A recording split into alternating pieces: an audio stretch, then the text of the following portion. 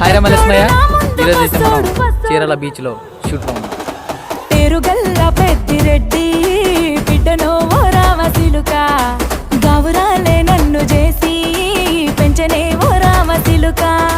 పేరుగల్ల పెద్దిరెడ్డి బిడ్డనో ఓ రామసిలుక గౌరాలే నన్ను చేసి పెంచనే ఓ రామసిలుక.